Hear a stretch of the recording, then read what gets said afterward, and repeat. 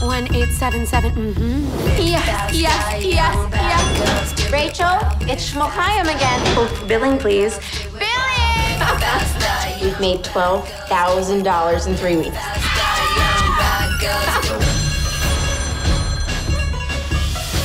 When I was watching the movie, it totally reminded me of an 80s comedy starring Bette Midler, Yes. Lily Tomlin. I understand that inspiration and direction sort of came from you. Could you talk a little bit about that? Well, I remember when I read the script and my agent told me it was a phone sex comedy, and I was a little bit worried. But then when I started reading it, I loved it. I laughed out loud, and I especially loved how it referenced, you know, what for me is kind of the golden age of female comedies in the 80s. I am deeply obsessed with both Bette Midler and Shelley Long and Goldie Hawn as well.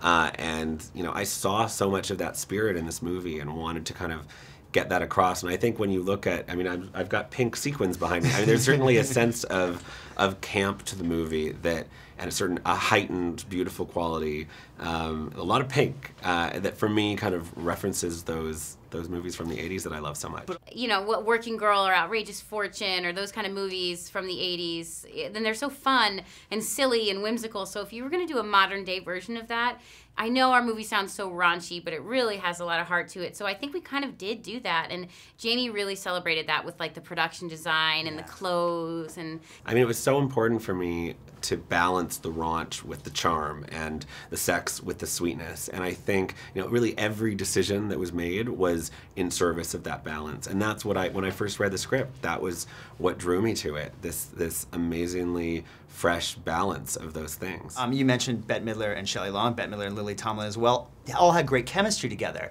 Lauren and Ari have amazing chemistry. Was that instantaneous? Did you notice it the second you got them together in a room? Well, I mean, I'd already known Ari's work before I worked with her, and, you know, again, completely obsessed. I think she's such a huge talent. Lauren hadn't seen, you know, her work was more limited. This is a real kind of discovery for people of Lauren. And when I first met her, she just had this amazing magnetic personality. Like, who wouldn't want to be friends with this girl? It's impossible to find something wrong with her.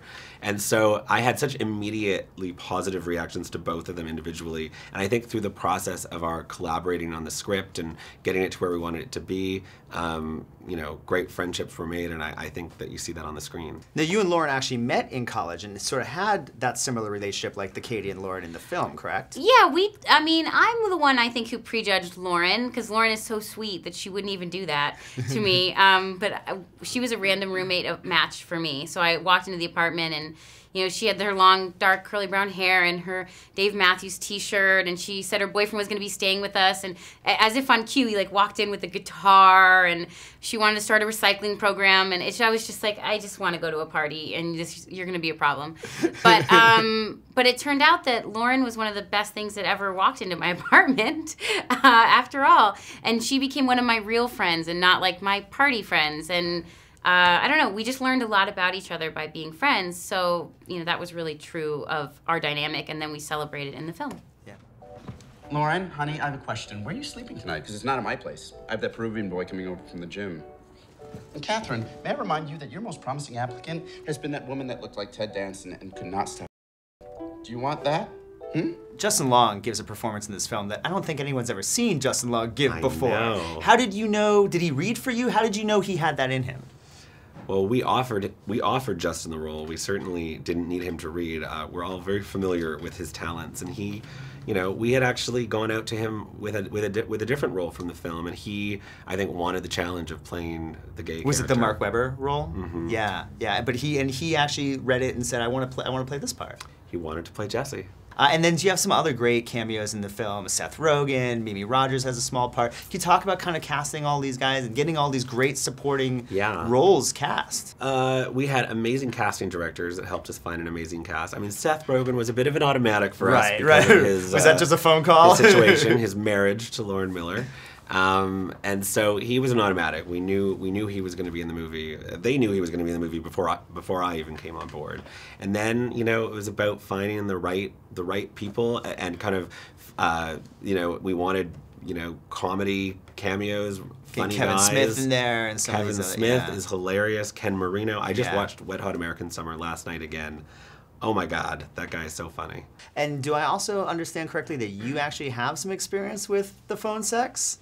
Yes. Yes, I do. I feel like I should do this. How much of your real life experiences were sort of thrown into the story? Well, you know, I did start a phone sex line from my dorm room the year prior to meeting Lauren, so that was true and like slightly embarrassing. But I know that when you're writing, using something you're embarrassed of usually really works, and so it was really a great thing to just do, except for my poor parents. But had they known previously to seeing the film, or did that come out? But we never really. It wasn't like a big deal around the house or anything, and they found out through a Did writing. talk about it at Thanksgiving. No, meals, we didn't. Yeah, they didn't. But I had written an article about it that I had published a few years ago, so that's when they knew. But yeah, when the girls sell the panties and things like that, that was some real stuff that happened because we were very advantageous ladies. Last question I'll ask you real quick. I know I'm a big fan of Tegan and Sarah, and I know you've directed a few of their videos. Yeah. But they're not on the soundtrack. Was there did you just think it didn't quite fit, or? I didn't think it fit. I mean, I have a feeling Tegan and Sarah would have been too expensive for our soundtrack. They're so immensely popular. And, you know, we were going for a real indie soundtrack. Right. And, you know, we wanted the soundtrack to be one of discovery in the same way that, you know, no one knows who we are. This is my first feature film, first script by the writers, Ari's first big leading role, and Lauren, you know, this is her big entree into filmmaking. And, yeah, so we wanted the soundtrack to reflect that as well. A three-way? Yes, we can do that. I'm Kitty, and I'm here with my friend. I'm Caddy. Hello, Kitty and Caddy. That's, guarantee you that's gonna confuse me once I start.